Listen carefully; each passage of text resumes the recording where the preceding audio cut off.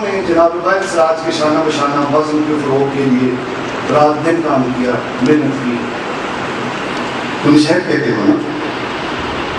امان میں اسباب میں سر کو یوں جنبش دی جیسے اس کی کوئی چوری پکڑی ہوئی، اور اقبال جرم کے سوا اس کے پاس کوئی راستہ ہی نہیں.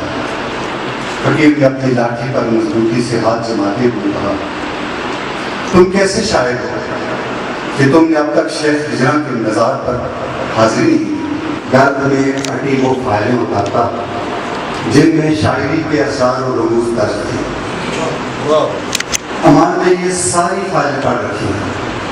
ہمارے ڈھول ہمارے شادیانے اوروں کے لیے ہیں، ناانصافی کی حد ہے.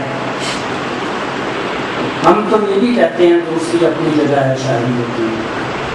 یہ مدتوں ہمیں یاد رہی، اتنے خوبصورت اشعار کہنے والے، اتنے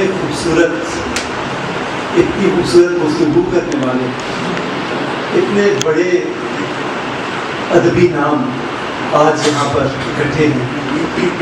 اس لمحے کو اگر ہم ایک لفظ میں سمونا چاہیں تو وہ لفظ ہو سکتا ہے خوش بختی. یہ ہم سب کی خوش بختی ہے کہ اتنے جینون لوگ آج اس تقریب میں موجود ہیں. ایک شاعری وہ ہے جو ہو رہی ہے، ایک شاعری وہ ہے جو شاعر کر رہا ہے. ایک شاعر کو ریاضت کرنی پڑتی ہے. میں کیا کہنا چاہتا ہوں، لوگ کیا سننا چاہتے ہیں. میجر امان سے گہرینہ تعلق ہے، ملاقاتیں زیادہ نہیں ہیں. شاعری اگر مجھے نہ بھی پتہ ہوتا کہ یہ فوجی ہے تو بھید پہ چھید سے ہی میں اندازہ لگا لیتا کہ یہ فوجی ہے. صوفی جو ہوتا ہے وہ بھید کو کھول نہیں سکتا. صوفیات جتنے بھی ہوئے ہیں انہوں نے اپنی ریاضت، اپنے تصوف کو اگر بیان کیا ہے تو وہ شاعری کے ذریعے کیا ہے. وہ آسان کام نہیں ہے.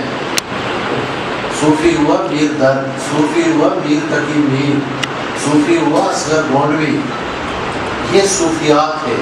اقبال یوں ہی نہیں کہتا کبھی آئے حقیقت منتظر نظر آ لباس مجاز میں. تو لباس مجاز میں آنا جو ہے وہ بہت ضروری ہے. میجر امان کے ہاں جتنا بھی درویش کا اور سارا سلسلہ آتا ہے، میں سمجھتا ہوں کہ یہ صوفیزم نہیں بلکہ صوفیزم کے خلاف ایک احتجاج ہے. امان صاحب نے جو بہت کچھ اپنا اظہار براہ راست کیا کتاب میں، لیکن کئی جگہ اس نے صیغہ وائے فائل استعمال کیا ہے کسی اور کے لیے، اور وہاں بھی اپنے آپ کو چھپایا ہے. نواسا رو رہا ہو تو کلیجے میں نہ جانے کیسے کیسے چھید پڑے ہیں. نواسا رو رہا ہو تو کلیجے میں نہ جانے کیسے کیسے چھید پڑتے ہیں، تو پھر مجھ کو میرے اپنے پیغمبر یاد